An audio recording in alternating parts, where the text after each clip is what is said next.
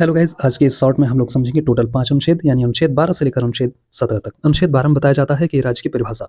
क्या है राज्य की परिभाषा? तो यह कह रहा है कि इस अनुच्छेद में बताया गया है कि मौलिक अधिकार के संदर्भ में राज्य का अर्थ केवल केंद्र या राज्य सरकार नहीं है, बल्कि भारत की सरकार और संसद, राज्य की सरकार और विधानमंडल और ऐसे सभी स्थानीय या अन्य पदाधिकारी जो भारत के क्षेत्र में हो या भारत के नियंत्रण में हो या उनके अधीन कार्य करते हैं, उन सभी को राज्य कहा जाएगा।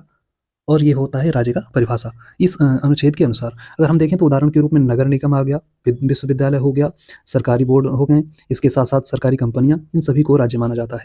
अनुच्छेद 13 की बात करें तो इसमें बताया जाता है कि कानून की असंगति और मौलिक अधिकार के बारे में बताया जाता है, यानी कि मौलिक अधिकारों के विपरीत कोई भी कानून शून्य होगा। यानी कि कोई भी कानून अगर ऐसा हो जो कि मौलिक अधिकार के विरुद्ध हो, तो वो उसको क्या किया जाएगा? उस कानून को अमान्य घोषित किया जाता है। ठीक है?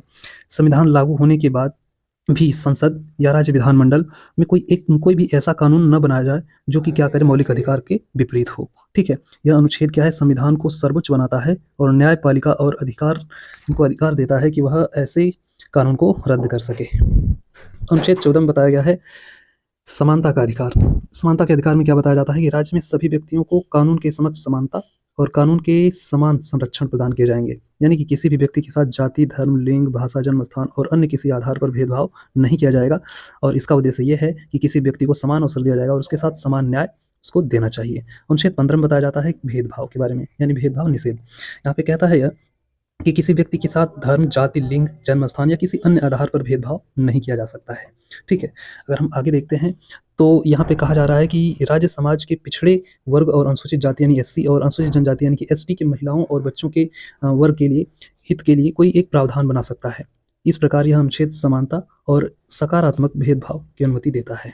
अगर हम अनुच्छेद 16 की बात करें तो इसमें बताया जाता है रोजगार में समान अवसर, यानी किसी भी रोजगार में सभी व्यक्ति को समान अवसर मिलना चाहिए।